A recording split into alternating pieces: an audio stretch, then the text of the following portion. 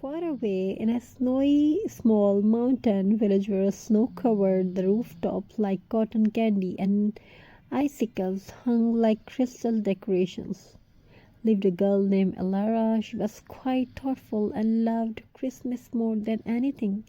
But this year Christmas felt different. Her father had lost his job and the family did not have money for new lights, new ornaments or even wrapping paper. The house felt dim. The holiday spirit felt far away, like a star hidden behind clouds. One afternoon, while wandering behind the old storehouse, Alara noticed something near the garbage bins. The big wooden box filled with things people had thrown away. Broken glass jars, crushed tin cans, scraps of colored paper, old fabric pieces, one strings of light that no longer worked. To most people, these were useless, but to Alara, they were waiting to shine again. Her heart fluttered with an idea. Alara whispering, maybe Christmas is not gone, maybe it just needed a little help. She gathered the items gently, holding them like treasure, and hurried home. She cleared a small space on the kitchen table. A candle flickered beside her, warming the air. With colorful, careful hands, she began to create. She washed the jars until they sparkled softly.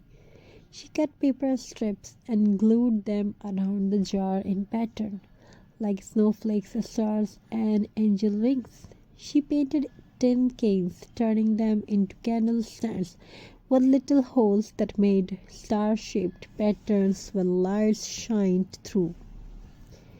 Then she found the broken string lights and discovered that only one bulb was missing.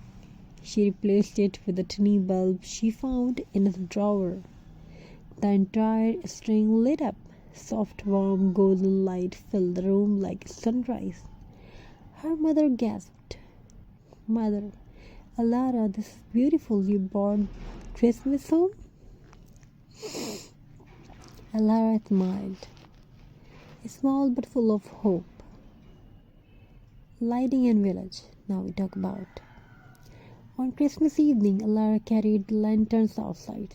The night was silent, snow was falling softly like feathers. The world looked asleep. She placed the recycled lanterns along the old wooden fence of their house. One by one, she lit them. The jars glowed like tiny stars on the earth. The painted cans cast shimmering patterns on the snow. Their house did not have expensive lights, but it glowed in warmth that felt alive. A passerby stopped, then another, and another. Their eyes widened. "Neighbor, where did these lanterns come from?" Number 2. "They look magical." Number 3, "Neighbors, they are made from old things?" "Impossible, they look better than new."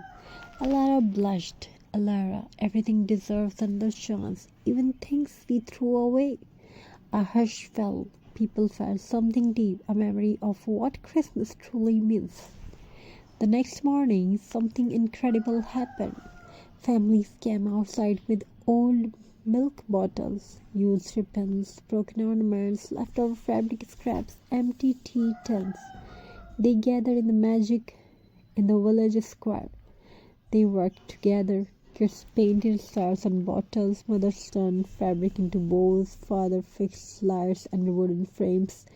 The village square sparkled brighter than it ever had before.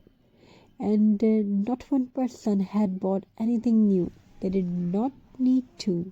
They had creativity. They had each other time. They had Christmas. That evening in this village stood together, admiring their handiwork. Alara's father placed his hand on her shoulder. "Father, you did not just make decoration, you brought light. back to all of us. Alara, look at the glowing lanterns, each one made from something once forgotten.